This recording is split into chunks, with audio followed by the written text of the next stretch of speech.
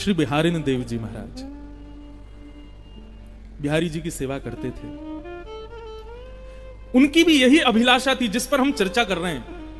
वो बिहारी जी का नित्य श्रृंगार करते थे। जब निधिवन राज में बिहारी जी विराजते थे, महाराज बिहारी जी की चर्चा भी बड़ी अद्भुत है। कई चर्चाएं तो ऐसी हैं उनको हम प्रकट में बोल ही नहीं सकते हैं। बिहारी जी के श्री चरणों से नित्य 12 सोने की मोहर प्रकट होती थी एक समय पर।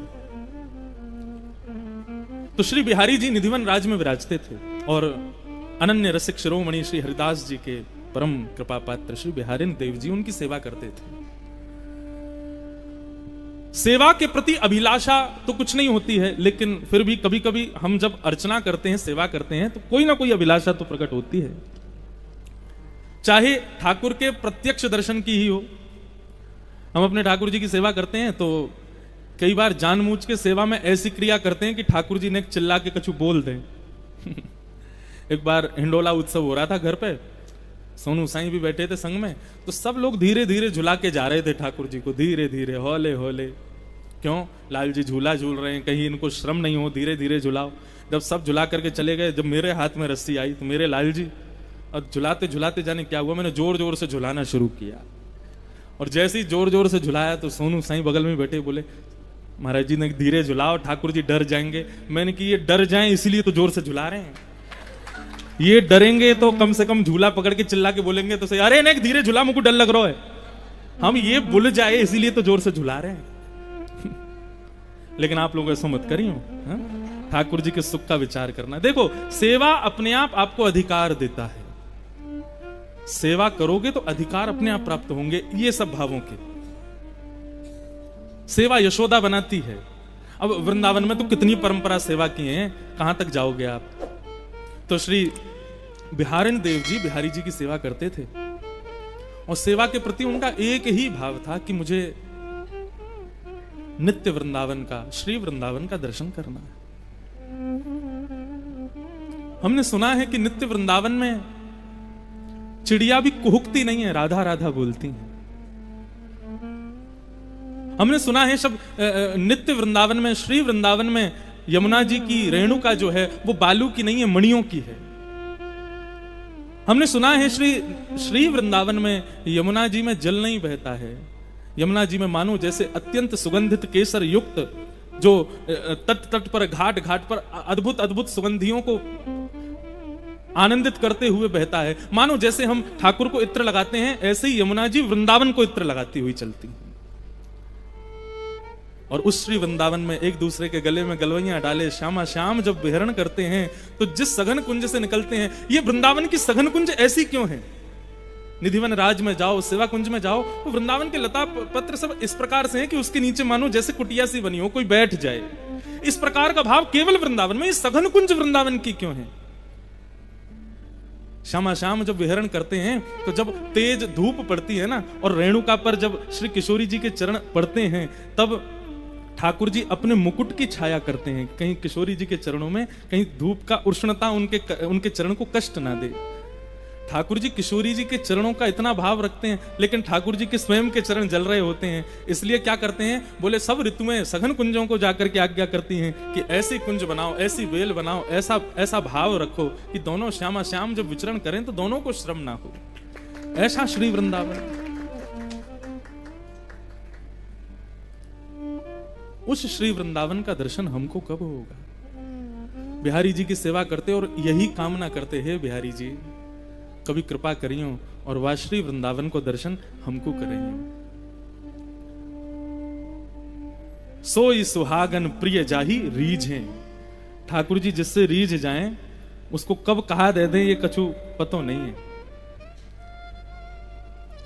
और सोते जगते उठते बैठते सेवा करते, हर स्थिति में नाम जप करते, बस यही विचार करते श्री वृंदावन का दर्शन हो, श्री वृंदावन का दर्शन हो, श्री वृंदावन का दर्शन हो। एक दिन श्री बिहारी देव जी प्रातः काल सुबह सुबह भोर में उठ करके यमुना के समीप जाकर के नीम की दातुन तोड़ करके अपने दांत मांज रहे थे। और दांत मांजते मांजते ठाकुर जी के विरह में ओतप्रोत हो गए और ठाकुर जी से, यमुना जी से, रज रानी से, वृंदावन से प्रार्थना करने लगे कि हमें नित्य वृंदावन का दर्शन कराओ।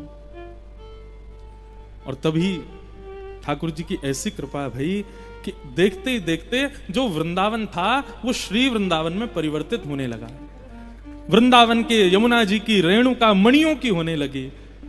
डालों पर ऊपर वृक्षों पर बैठे हुए पक्षी कुहुकने की जगह श्री राधा कृष्ण का नाम उच्चारण करने लगे।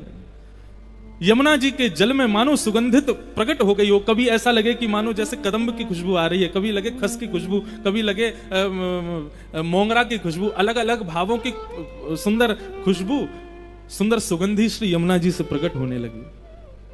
और श्री बिहारेंद्र देव जी को श्री वृंदावन का दर्शन हुआ और उसके पीछे उन्होंने पद गाया कि कैसा है श्री वृंदावन। बंधुओं, नेत्र बंद करके बिहारेंद्र देव जी के इन शब्दों में उस नित्य वृंदावन का अनुभव करना।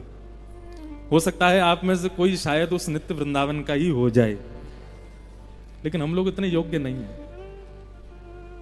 कल रात्रि यहां से जाने के बाद थोड़ा सा बुखार जैसा हो गया, परंतु रात्रि भर यही चिंतन चला कि कल कुछ कहना है, कल कुछ सुनाना है। तो रसिकों की वाणी सुन रहे थे, रसिकों के भाव जान रहे थे, रसिकाचार्यों को सुनने का प्रयास कर रहे थे, तो वृंदावन का वो अनुभव हो रहा था। ऐसा दर्शन श्री बिहारी देव जी को उस श्री वृंदावन में हुआ। कितना सुंदर भाव है कि दोनों के नित्य चकोर बनकर के एक दूसरे को निहार रहे हैं। बोले अरे केवल यहीं तक नहीं, जब मेरी दृष्टि पोशाक पर पड़ी तो यहाँ तो एक दूसरे के पटकाऊ एक दूसरे से मिल रहे हैं, एक दूसरे के वस्त्र भी मिलवे को प्रयास कर रहे हैं। जैसे कहीं से ठाकुर जी की पीतांबरी इरज जाए किशोरी जी के सुंदर आभूषण में, कहीं से किशोरी जी को पटका इरज जाए ठाकुर जी के मुखमंडल पे, ठाकुर जी के कुंडल इरज जाए श्री किशोरी जी के कर्णफूल पर, यहाँ तो सब मिल रहे हैं। स्थिति ये हुई श्री बिहारेंद्र देव जी की कि 3 दिन तक दातुन करते रहे और यमुना के तट पर इसी रूप का दर्शन करते रहे। ऐसी भाव समाधि में प्रविष्ट हो गए कि मुख से मसूड़े छिल गए, रक्त की धार निकल करके अंग पर गिरने लगी और अंग पर धार गिरते गिरते इतनी धार हो गई कि बह करके एक नदी सी बन करके यमुना में जाकर के मिलने लगी। यमुना जी का जल रक्त वर्ण का हो गया। वृंदावन के रसिकाचार्यों ने, वृंदावन के रस समाधिस्थ संत जो यमुना जी में जाके स्नान करते थे, सब गए। जाकर के जैसे ही यमुना जी में स्नान करने के लिए प्रवेश किया तो देखा श्री यमुना जी का तो वर्ण रक्त वर्ण का हो गया है। बोले अरे भैया, ने ढूंढो तो सही, ने बूझो तो सही, ये यमुना जी को रंग कैसे बदलो। अरे भैया, कोई ना कोई पशु की हत्या तो ना कर दी, कोई ना कहीं पे कोई दुष्कर्म तो ना कर दियो। यमुना जी को रक्तवर्ण कैसे है गयो। देखते देखते देखते देखते देखते गए जैसे ही, तभी देखा तटीय स्थान के समीप श्री यमुना जी के पुलन पर बिहारेंद्र देव जी दातुन कर रहे हैं। मुख से अविरल रक्त की धार बह रही है और जाकर के श्री यमुना जी में मिल रही है। पूरे वृंदावन में हाहाकार मच गया। रसिकाचार्यों से जाकर के जब ये बात बताई कि बोले श्री बिहारेंद्र देव जी वहां यमुना पुलिन पर भाव समाधि में बैठे हैं, मानसी में चले गए और महाराज ऐसा लग रहा है कि एक नहीं 3-4 दिन से वो भाव समाधि है, क्योंकि दातुन करते जा रहे हैं और दातुन कर रहे हैं, आंखन से अविरल अश्रु धारा बह रही है और मुख से सीधे रक्त की धारा बह रही है। तब रसिक जनन ने कही, बोले कि कान में जाकर के कहो कुंज बिहारी श्री हरिदास, और जाकर के उनको कहो कि हे बिहारेंद्र देव जी, आपकी अभाव समाधि को हम प्रणाम करें, पर आपकी अभाव समाधि को कष्ट कोई को नहीं, श्री बिहारी जी को है। 3 दिन से बिहारी जी ने भोग नहीं लगाया है। क्यों? सेवा तो बिहारेंद्र देव जी करते हैं। जब सब रसिक जनों ने जाकर के कुंज बिहारी श्री हरिदास कहकर के जब जय जयकार की, तब एक ने संकेत किया, बोले बिहारेंद्र देव जी, आप तो रस समाधि में बैठे हैं, लेकिन कष्ट श्री बिहारी जी को हो रहा है। 3 दिन से ठाकुर जी ने भोग नहीं लगाया, जल्दी अपनी भाव समाधि तोड़ो। और जब सुना कि बिहारी जी का भोग नहीं लगा, तुरंत भाव समाधि से मुक्त हुए। मुख पर ब्रज रज लगा दी, ब्रज रज को पूरे मुख में लगा लिया। ब्रज की रज आज भी औषधि है। हमारे वृंदावन में आज भी कहते हैं कि होरी के दनन में यदि कोई को लग जाए, चोट है जाए, वो लठमार होरी होती है, तो कहीं कोई सिर फट जाए, कहीं लग जाए, तो कहीं ब्रज रज लगा ले भैया, ठीक है जाएगा। बिहारेंद्र देव जी दौड़े दौड़े गए तो देखा श्री बिहारी जी 3 दिन से विराज रहे हैं। अभी 3 दिन पहले मंगला से पहले ही चले गए थे दातुन करने, तब से कोई ने सेवा ही नहीं करी। बड़ा कष्ट हुआ बिहारेंद्र देव जी को। तब से श्री बिहारेंद्र देव जी बोले, अब हम तो ऐसी भाव समाधि में, अब हम श्री वृंदावन के हो गए हैं, अब वृंदावन में रहने की हमारी स्थिति नहीं है। हे बिहारी जी, आज्ञा दो, अब क्या करें। तो बिहारी जी ने आज्ञा दी, बोले कि अब आप एक काम करो, सेवा हम अपने शिष्यों को पधरा दो। तब बिहारी जी की सेवा शिष्यों पर शिष्यों को प्राप्त हुई और श्री बिहारी देव जी नित्य वृंदावन में विलीन हो गए।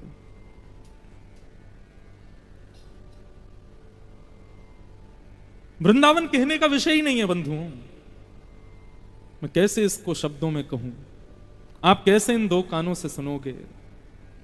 वृंदावन का भाव दो कानों का विषय ही नहीं है। रोम रोम होऊं मैं तो श्रवण मयी रे, रोम रोम में कान प्रकट हो जाए तब भी वृंदावन का गुणानुवाद सुना नहीं जा सकता।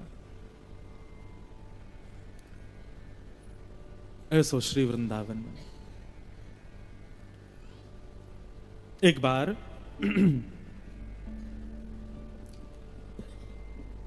श्री ठाकुर जी इंद्रप्रस्थ पधारे द्वारिका से, बहुत ध्यान से सुनना। श्याम सुंदर इंद्रप्रस्थ आए, जब द्वारिका में निवास करने लगे। देखो ये भी बात यहां पर अब थोड़ी सी नमक जैसी लग रही है कि हमने ठाकुर जी को एक साथ ही द्वारिका का बता दिया। आप लोग तो फिर भी सुन लोगे, लेकिन ब्रज के रसिक जन तो इस बात को स्वीकार ही नहीं करते कि ठाकुर जी द्वारिका में रहते हैं। तो इसका भाव पक्ष ऐसे बताते हैं कि दो कृष्ण हैं। दो कृष्ण कैसे? कृष्ण तो एक ही है, लेकिन कर्तुम अकर्तुम अन्यथा कर्तुम समर्थ ईश्वर है, वो समर्थवान है। इसलिए देवकी नंदन कृष्ण जो हैं वो द्वारिका में निवास करते हैं, और नंद नंदन कृष्ण तो सदा ब्रज में ही रहते हैं, वृंदावन में ही रहते हैं। तो देवकी नंदन कृष्ण जो, उनका काम क्या है? बाहर के लोगों को पकड़ पकड़ के वृंदावन भेजना, वृंदावन की रस उपासना करवाना। और मूल जो प्रेमी कृष्ण है वो तो वृंदावन में ही निवास करते हैं। तो एक बार ठाकुर जी द्वारिका से वृंदावन पधारे, द्वारिका से इंद्रप्रस्थ आए, दिल्ली आए। अर्जुन बड़े बढ़िया आनंद में आ गए, सब व्यवस्था की, ठाकुर जी पधारे हैं। ठाकुर जी जब भी इंद्रप्रस्थ आते हैं या आसपास की कहीं सीमा में आते हैं तो यमुना जी को जरूर प्रणाम करने जाते हैं। ठाकुर जी सायंकालीन समय पर यमुना जी पर बैठे थे और यमुना जी में बार बार पुष्प छोड़ रहे थे। अर्जुन पीछे से आकर के बैठ गए, तो ठाकुर जी थोड़ी देर कुछ बात करें और बात करके पुष्प छोड़ दें, फिर कोई बात करें, फिर एक पुष्प छोड़ दें। अर्जुन बोले क्या कर रहे हो ठाकुर जी? बोले यमुना इंद्रप्रस्थ से वृंदावन जाती है ना, इसलिए अपने सब प्रेमी ब्रजवासीन के लिए पुष्प अर्पित कर रहा हूं। ये नंद बाबा को, ये यशोदा जी को, ये गोपिन को, ये ग्वालन को, ये गैया को, ये सगन कुंज को, ये वहां के तोतान को, वहां के पशु पक्षीन को, वहां के महात्मान को, यमुना जी को भेंट प्रदान कर रहा हूं कि हे यमुना जी आप यहां से लेकर के जाओ और वृंदावन में सबको अर्पित करती हूं।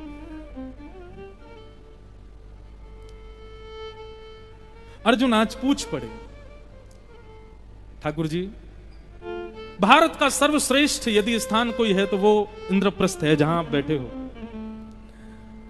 और आजकल आप जिस नगरी के राजा हो वो स्वर्ण की नगरी है, उसके महिमा तो कौन नहीं गाता। तीनों लोक के देवता भी आकर के द्वारिका को प्रणाम करते हैं। सोने की नगरी में आप रहते हो और इस वक्त आप भारत की सर्वश्रेष्ठ पृथ्वी, सर्वश्रेष्ठ नगरी में बैठे हो, और इतने सब कुछ होने के बाद भी वो वृंदावन क्यों नहीं निकलता आपके मन से? ये वृंदावन ही क्यों आपके मन में, चित्त में सदा रमा रहता है? ऐसा कहा या वृंदावन में, जो दिल्ली में नहीं, जो इंद्रप्रस्थ में नहीं, जो द्वारिका में नहीं, जो दुनिया के किसी कोने में नहीं, ऐसा क्या है उस वृंदावन में? ठाकुर जी बोले थ्योरी के रूप में नहीं, प्रैक्टिकल के रूप में समझाएंगे, क्योंकि वृंदावन थ्योरी का विषय ही नहीं है। और एक दिन ठाकुर जी अर्जुन को लेकर के अवकाश पर गए, छुट्टी पर गए, और कहां गए? श्वेत द्वीप लेकर के गए। सप्त द्वीप, सप्त समुद्र हैं। हम जिस द्वीप में रहते हैं उसका नाम क्या है? क्या नाम है? ये एक को ही पता है, बाकियों को नहीं पता। कौन से द्वीप में रहते हैं हम लोग? जम्बू द्वीप। जम्बू द्वीप का भागवत में वर्णन आता है, जो नमकीन समुद्र के तट पर है वो पूरा जम्बू द्वीप है। पूरी पृथ्वी जो है ये जम्बू द्वीप मानी जाती है। ऐसे ही दूध के समुद्र के तट पर जो विद्यमान है वो श्वेत द्वीप है। क्षीर सागर बोलते हैं ना हम लोग। ठाकुर जी कहां रहते हैं? क्षीर सागर, दूध के सागर में। वो 7 समुद्र ये वाले नहीं है क्या? हम लोग कहते हैं कहां रहते हो? 7 समुद्र दूर अमेरिका रहते हैं। वो 7 समुद्र थोड़े ही हैं। 7 समुद्र अलग हैं। दूध का समुद्र है, नमकीन समुद्र है, गन्ने के रस का समुद्र है, आदि आदि समुद्र हैं, और उनके तट पर अलग अलग अप्रकट द्वीप हैं। एक द्वीप है श्वेत द्वीप। एक प्रकार से कह दिया जाए तो कोई अतिशयोक्ति नहीं है। वृंदावन का यदि वृंदावन को भीतर कर दिया जाए और वृंदावन के जो भीतर विद्यमान है, मतलब वृंदावन के अप एंड डाउन अगर कर दिया जाए, वृंदावन को नीचे कर दो, नीचे का भाग ऊपर लिया है, तो वृंदावन के ठीक नीचे श्वेत द्वीप है। श्री राधा वल्लभ जी श्वेत द्वीप के प्रमुख ठाकुर जी हैं जो वृंदावन में प्रकट हुए। और श्वेत द्वीप में राधा वल्लभ जी की सेवा स्वयं देवादिदेव महादेव करते हैं, वो बड़ी कथा है। तो भगवान अर्जुन को लेकर के श्वेत द्वीप गए, श्वेत द्वीप दिखाने लगे, देखो कैसे नगे, कैसी गलियां, कैसी नदियां, कैसे सुंदर। तभी अर्जुन ने देखा कि अद्भुत पर्वतों की श्रृंखला है और उन पर्वतों की श्रृंखला में एक पर्वत मध्य में विराजमान है जो सबसे ज्यादा सुंदर है। बहुत ध्यान से सुनिएगा। मानो रात्रि में जब चंद्रमा प्रकट होता था तो चंद्रमा नहीं दिखाई देता था, वो पर्वत ही चमकता था। उसका प्रकाश ऐसा कि चंद्रमा भी उसके सामने आकर के फीका सा लगता था। ऐसा लगता था कि पर्वत या तो पत्थरों का होता है या मिट्टी का होता है या हरे भरे सुंदर वृक्षों वल्लरियों का होता है, लेकिन वो पर्वत ऐसा लगता था कि मानो चंद्रमा चिन्ह दिए हों, ऐसा पर्वत। अर्जुन को लेकर के भगवान समीप गए। भगवान बोले, अर्जुन देखो कितना सुंदर पर्वत है। बोले कि ऐसी कांति, अद्भुत कांति इसमें से प्रकट हो रही है ठाकुर जी, चलो इस पर्वत पर भ्रमण करने चलते। जय हो। हम लोग क्या वर्णन कर रहे थे? श्वेत द्वीप। बहुत ध्यान से सुनो। तो अर्जुन ने कहा, महाराज ठाकुर जी ये पर्वत बड़ा सुंदर है, इसका दर्शन करना चाहिए, इस पर भ्रमण करना चाहिए। भगवान बोले चलो। ऐसा सुंदर अद्भुत श्वेत पर्वत, और केवल श्वेत पर्वत मात्र से तो कहां सुंदरता प्रकट होगी, वो जगमगा रहा था, वो चमक रहा था, ये उसकी विशेषता थी। पर्वत पर भ्रमण करते करते जब ऊपर पहुंचे तब उसके शिखर पर एक तपस्वी महात्मा बैठे थे, तपस्या कर रहे थे। ठाकुर जी ने, अर्जुन ने जब उस तपस्वी को देखा तो अर्जुन ने कहा, बोले ठाकुर जी देखो कोई महात्मा बैठा है और इतने सुंदर अद्भुत पर्वत पर ऊपर बैठ के तपस्या कर रहा है, ना जाने क्या प्राप्त करना चाहता है। ठाकुर जी ने जाकर के उस अद्भुत भक्त से पूछा। जैसे ही ठाकुर जी का दर्शन किया, दंडवत प्रणाम किया, बोले आज मेरा सौभाग्य ठाकुर जी आपका साक्षात दर्शन हो गया। भगवान बोले तुम्हारी क्या मनोकामना है भैया? हमारे दर्शन के लिए यहां पर्वत पर बैठ करके तुम तपस्या कर रहे थे, शायद इसीलिए हमारे मन में भावना हुई इस पर्वत पर आने की। तुमको दर्शन देने के लिए हम आए हैं। महात्मा बोला, लेकिन नाथ मैं आपके दर्शन के लिए तपस्या नहीं कर रहा था। ठाकुर जी बोले, हमारा दर्शन नहीं चाहिए तो फिर भैया तुम ये पर्वत पर बैठ के क्या तपस्या कर रहे हो? और सबसे पहले तो ये बताओ ये पर्वत इतना चमक क्यों रहा है, ये श्वेत पर्वत क्यों है, इस पर्वत की क्या विशेषता, और फिर बताना कि तुम इस पर्वत पर किस बात के लिए बैठ के तपस्या कर रहे हो। उस साधक ने बताया, बोले हे नाथ, हमारे अष्ट सखा गाते हैं। मानो उस साधक ने भी ठाकुर जी से यही कहा, एहो विधि ना तो पे अचरा पसार मांगू। क्या चाहिए? जन्म जन्म दीजो वृंदावन बसे वो। एहो विधि ना तो पे अचरा पसार मांगू।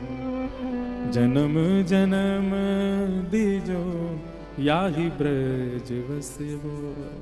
हे ठाकुर जी, मुझे वृंदावन में जन्म प्राप्त हो, मैं वृंदावन में जन्म लूं, उसके लिए तपस्या कर रहा हूं। और रही बात इस पर्वत की, तो ठाकुर जी ये पर्वत कोई साधारण पर्वत नहीं। वृंदावन की उपासना करते करते करते मैं हर बार अपने प्राण त्याग देता हूं। और प्राण कब त्यागता हूं? जब मेरी केवल अस्थियां बचती हैं, केवल हड्डियां बचती हैं, तब मेरे प्राण निकलते हैं। वो हड्डियों का ढेर ही ये पर्वत बन गया है और उसके शिखर पर मैं बैठा हूं। अनंत जन्मों से, ना जाने कितने युगों से मैं वृंदावन में जन्म लेने के लिए तपस्या कर रहा हूं। आज लगता है कि मेरी तपस्या परिपूर्ण हुई, साक्षात ब्रजनंदन मेरे सामने खड़े हैं। लेकिन ठाकुर जी एक बात कहूं, बुरा मत मानिएगा। ठाकुर जी बोले कहो। बोले आपका दर्शन भी वृंदावन के बाहर रूखा लग रहा है, ये दर्शन भी वृंदावन में करना है। मैं केवल उस उपासना के लिए, उस दर्शन के लिए तपस्या में बैठा हूं, ताकि यही ब्रजनंदन मेरे साथ में, मेरे सामने खड़े हों। लेकिन स्थान श्वेत द्वीप नहीं, वृंदावन का हो। और ये बगल में जो तुम्हारे बावड़ा सा ये अर्जुन खड़ा है, इसकी जगह पर हमारी श्यामाजू किशोरी जी खड़ी है। ये दर्शन करने के लिए मैं तपस्या कर रहा हूं। भगवान ने अर्जुन को देखने के लिए जैसी नजर घुमाई तो देखा अर्जुन है ही नहीं, कहां है? वो नीचे दंडवत कर रहा था उसको। बोले जय हो भैया। मैंने कुछ ही दिन पहले ठाकुर जी से पूछा था कि वृंदावन में ऐसा क्या है जो इंद्रप्रस्थ में नहीं, जो द्वारिका में नहीं। आज पता चला कि भाई वृंदावन में जन्म लेने वाला प्रत्येक व्यक्ति इतनी तपस्या करता है तब उसको वृंदावन में जन्म मिलता है।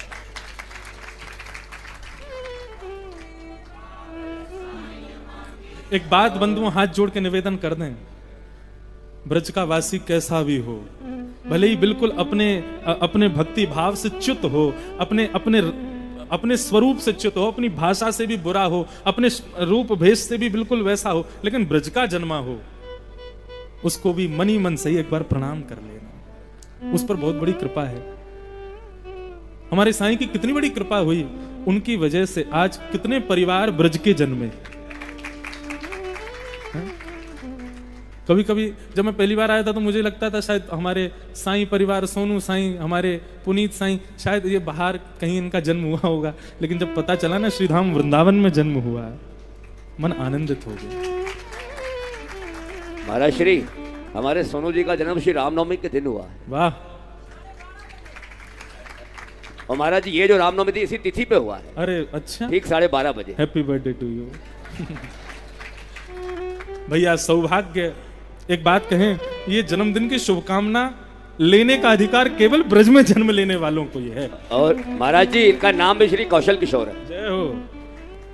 पूरी दुनिया में कहीं भी जन्म हो, उसको सौभाग्य क्या करना है, उसको क्या विशेष देनी है कि भाई तुमको बहुत बहुत शुभकामना। शुभकामना तो उसको दो जो ब्रज में जन्म लेता है। चरणों में गिर गए महात्मा, ठाकुर जी से कहने लगे मैं थक गया हूं, मैं हार गया हूं, ठाकुर जी मुझ पर कृपा करो, मुझे वृंदावन में जन्म दे दो। अर्जुन बोले ठाकुर जी जल्दी करो, अब मुझसे देखा नहीं जा रहा, इसको वृंदावन भेजो, फिर हम दोनों भी वृंदावन चलेंगे। लेकिन ठाकुर जी ने जो कहा सुनकर के अर्जुन भी चौंक गया। ठाकुर जी बोले हमारे पास सारे अधिकार हैं, लेकिन ब्रज में जन्म देने का अधिकार हमारे पास भी नहीं है। हम ब्रज में जन्म नहीं दे सकते, वो तो श्री किशोरी जी कृपा कर सकती है, वो तो श्री लाडली जी की कृपा हो तब वृंदावन प्राप्त होता है। कभी कभी ना मन करता है किसके पांव छुएं, अपने ही छू लें जो हम वृंदावन में जन्मे। लोग पूछते हैं आपने ठाकुर जी की कृपा का अनुभव क्या किया, आपने किशोरी जी की कृपा का अनुभव क्या किया। अरे वृंदावन में जन्म लेने वाले क्या, कभी वो भी श्रेष्ठ हैं जो तन से दुनिया के किसी भी कोने में रहते हैं, लेकिन मन सदा वृंदावन में रहता है। किशोरी जी की उन पर कृपा है। एक बात कहूं, ये अगला रजिस्ट्रेशन किन लोगों का है ये बात समझ लो। आप चाहे बंबई में रहो, चाहे कलकत्ता में रहो, चाहे उल्लासनगर में रहो, चाहे दुनिया के किसी कोने में रहो, लेकिन मन यदि सदैव वृंदावन का स्मरण करता है ना, अगला नंबर आपका ही है वृंदावन में।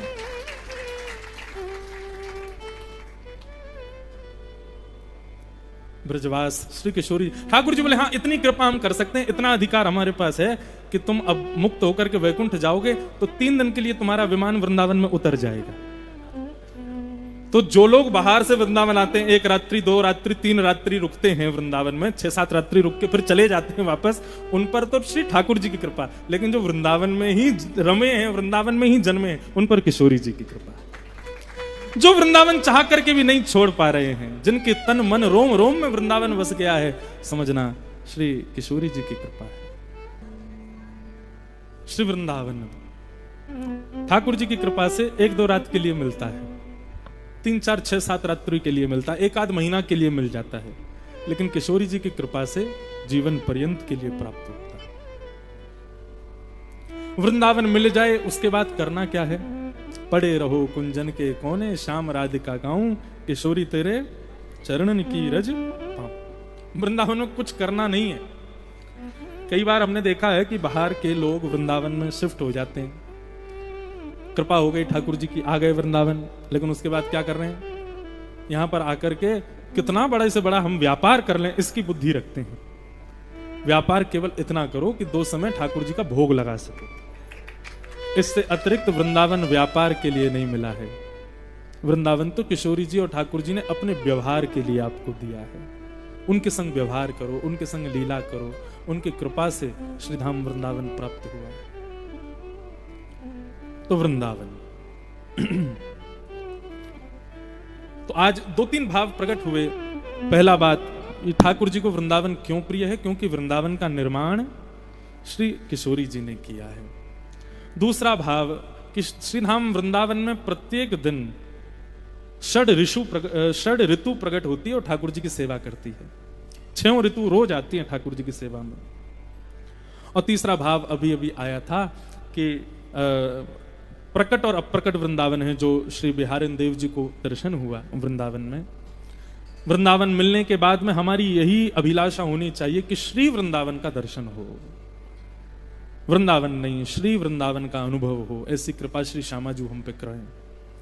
और तीसरा कि भैया वृंदावन में कृपा की आकांक्षा तो श्री किशोरी जी की है। कल मैंने भाव प्रस्तुत किया था कि मंदिरों में ठाकुर जी दिखाई देते हैं, बिहारी जी, राधा वल्लभ जी, राधा रमण जी, राधा दामोदर जी। राधा रानी कहाँ रहती हैं? बोले वो तो मंदिर में बैठे रहते हैं। राधा रानी तो विचरण करती हैं, वृंदावन में घूमती रहती हैं। इसलिए बिहारी जी के बगल में घूंघट करके केवल भाव से राधा रानी बैठा दी। राधा रमण जी में बगल में घूंघट करके भाव से बैठ गई। ठाकुर राधा रानी है कि बोले विचरण कर रही हैं, ना जाने किन किन भक्तों पर कैसे कैसे कृपा कर रही हैं। श्री किशोरी जी मंदिर में नहीं, वो तो विचरण विहार के रूप में वृंदावन में रमण करती हैं। नाम के रूप में, व्यार के रूप में, शब्द के रूप में, प्रसाद के रूप में श्री किशोरी जी विहार करती हैं श्री धाम वृंदावन में।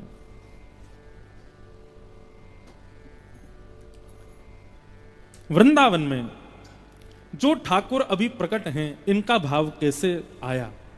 श्री बिहारी जी, राधा वल्लभ जी, राधा रमण जी, श्री गोविंद देव जी, मदन मोहन जी, ये सब ठाकुर कैसे वृंदावन पधारे? सब स्वयं प्रकट हुए, लेकिन इन सबके पीछे भाव क्या है? उस भाव को हम लोग सुने। तो बंधुओं, भगवान के परपौत्र हुए वज्रनाभ। तो ठाकुर जी जब अपनी लीला पूरी करके प्रस्थान करने लगे तो जाते जाते संकेत करके गए, भैया मेरे जाति द्वारिका डूब जाएगी, इसलिए जितने भी लोग हो सब ब्रजमंडल को प्रस्थान कर जाओ। बहुत ध्यान से सुनिएगा। तो भगवान की समस्त पटरानियों के सहित भगवान की अष्टमुख्य पटरानियां तो ठाकुर जी के संग ही लीला में प्रवेश कर गईं, पर 16,100 राजकुमारियां जो और भगवान की थीं, वे सब वज्रनाभ के साथ में श्रीधाम वृंदावन पधारी। और जब वृंदावन में उनका आगमन हुआ तो श्रीमद् भागवत में वर्णन आता है कि भगवान की समस्त पटरानियां बड़े विरह में रहती थीं, ठाकुर जी के विरह में। पुर्याधनाश्रय ठाकुर जी का विरह बहुत व्याप्त होता था उन सबको। वृंदावन में विहरण करती और यत्र तत्र जब लीलाओं का दर्शन करती कि यहां पर ठाकुर जी ने ऐसी लीला की, यहां पर ठाकुर जी ने ये लीला की, यहां पर ठाकुर जी का ये भाव रहा, ये गोवर्धन पर्वत है, ऐसे ऐसे ठाकुर जी ने सब लीलाओं को संपादित यहां पर किया। विरह और ज्यादा बढ़ने लगा। एक दिन 16,100 राजकुमारियों ने वज्रनाभ से कहा, वज्रनाभ, हमने तो सोचा था कि वृंदावन आकर के हमारा विरह शांत होगा, लेकिन यहां तो हम और विरहातुर हो गए हैं।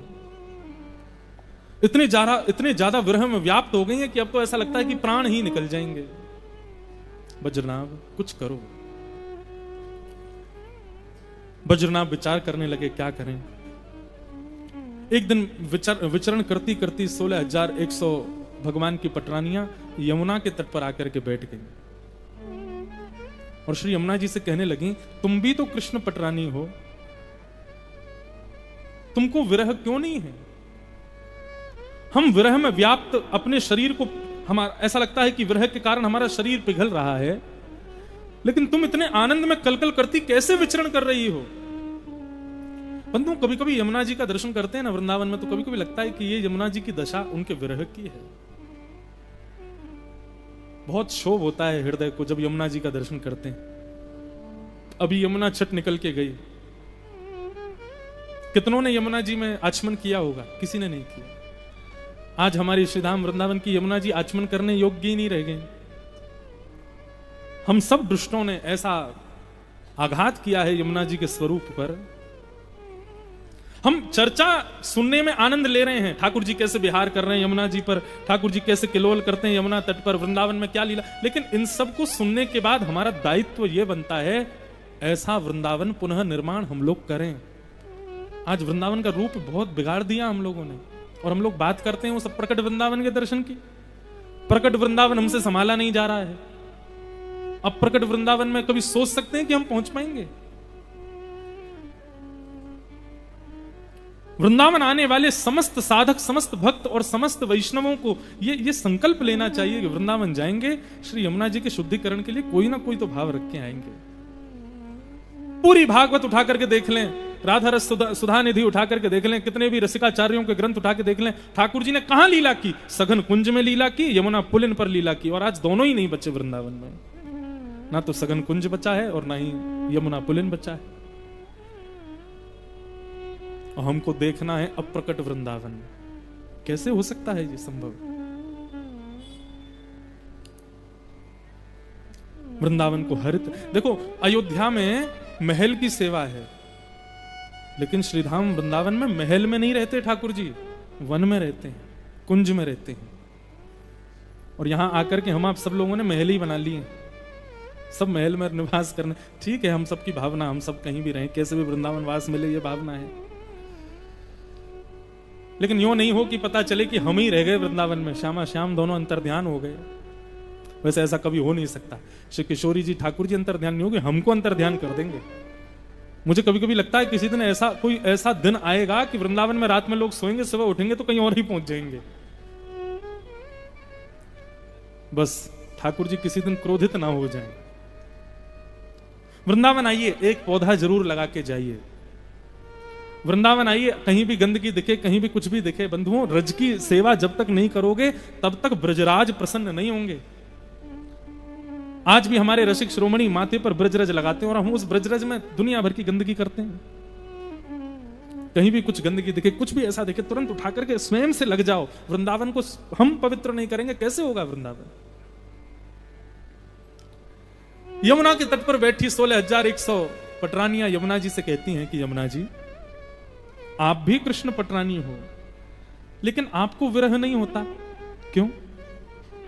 तब श्री यमुना जी प्रकट हो गई, और प्रकट होकर के श्री यमुना जी क्या कहती हैं? श्रीमद् भागवत में वर्णन है। कालेंद्रवाच कि आत्मा रामस्य कृष्णस्य ध्रुवमात्मा स्थिराधिका तस्या दास्य प्रभावेण विरहोस्मान संस्पृशे। श्री यमुना जी कहती हैं, हे सहचरियों, हे कृष्ण पटरानियों, हमारी आत्मा श्री कृष्ण है और कृष्ण की आत्मा श्री राधिका है। उन श्री राधिका जी की उपासना, उन श्री राधिका जी के स्मरण का यह प्रभाव है कि विरहोस्मान न संस्पृशेत, मुझे विरह नहीं होता। क्यों? सदा पलोटत राधिका पायन, देखो दुर्यो वह कुंज कुटीर में पलोटत राधिका पायन। श्री रसखान कहते हैं, मैंने सब जगह श्याम सुंदर को खोजा, मुझे कहीं दिखाई नहीं दिए, लेकिन तभी मैं सघन कुंज में जाकर के देखता हूं तो क्या मिला? बोले देखो दुरो वह सघन कुंज में पलोटत राधिका पायन। श्री किशोरी जी के पांव में पलोटत हुए, लोटपोट होता हुआ मैंने उस श्याम सुंदर को देखा, रसखान कहते हैं।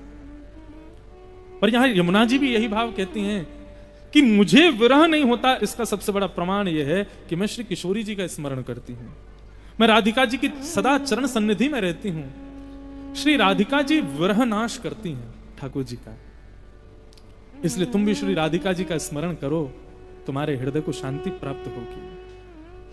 और यह बात बिल्कुल सत्य है, आज से नहीं, अनादिकाल से सत्य है। वृंदावन प्राप्ति, ब्रज प्राप्ति और ब्रजराज प्राप्ति, तीनों की प्राप्ति का साधन एक ही है, श्री किशोरी जी। वृंदावन भी उन्हीं की कृपा से मिलेगी, वृंदावन की रज भी उन्हीं की कृपा से मिलेगी, और श्री कृष्ण भी उन्हीं की कृपा से ही मिलेंगे। उनकी कृपा के बगैर वो संभव नहीं है। इसलिए तुम सब श्री किशोरी जी की शरण में जाओ, तब तुम्हारा विरह नाश होगा। किशोरी जी की शरण में कैसे जाएं? बोले किशोरी जी नाम से प्रकट होंगी, नाम का गुणानुवाद करो। तब समस्त कृष्ण पटरानियों ने गुणगान किया, नाम गान किया, तब किशोरी जी का भाव प्रकट हुआ। और संकेत हुआ कि मथुरा में जहां श्री कृष्ण का प्रादुर्भाव हुआ, जिस शिला पर, वो शिला पूर्ण रूपेण कृष्ण मैं है, उस शिला से ठाकुर जी की सुंदर प्रतिमाओं का निर्माण करवाओ, आप लोगों का विरह शांत होगा। तब बज्रनाभ से जाकर के कृष्ण पटरानियों ने ये आज्ञा दी, और बज्रनाभ ने सुन करके, क्योंकि बज्रनाभ ने दर्शन नहीं किया था ठाकुर जी का, तो क्या करते थे बज्रनाभ, 24 घंटे समस्त कृष्ण पटरानियों के बीच में बैठे रहते और उनसे सुनते रहते कि हमारे परदादा कैसे थे। तो वे बताते ऐसे नेत्र थे, ऐसी नासिका थी, ऐसे कान थे, ऐसी ग्रीवा थी, ऐसी भुजा थी, ऐसा वक्ष था, ऐसा उदर था, ऐसे चरण थे, ऐसे